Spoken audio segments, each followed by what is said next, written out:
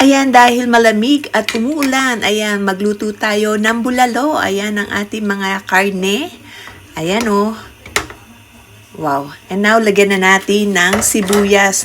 Isama nating pakuluin with the cloves.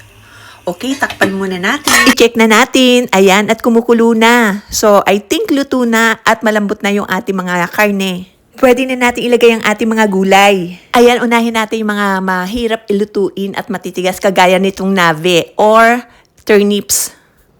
And now, isunod naman natin itong kamote or sweet potatoes.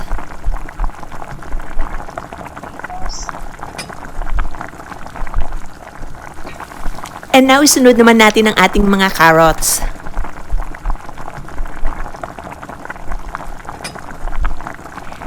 And then, ng asin. Yun tama lang sa panlasa nyo.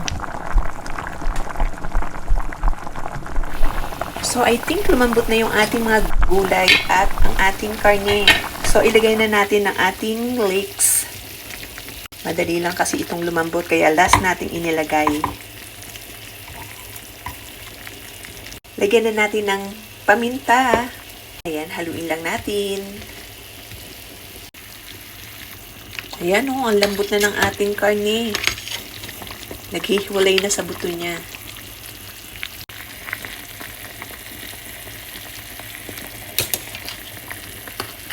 Ayan, malapit na. Ayan, nakalimutan kong ilagay itong ating celery rub.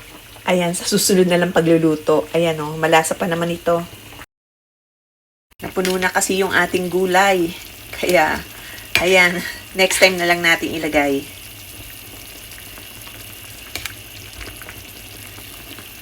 So, wow. Ang sarap po.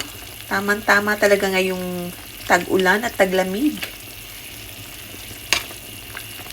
So, ayan, luto na yung ating bulalo. Ayan o, ang lambot na niya. Kainan na! Yummy! Yan, ang sarap niyan dahil may taba-taba. Kainan na!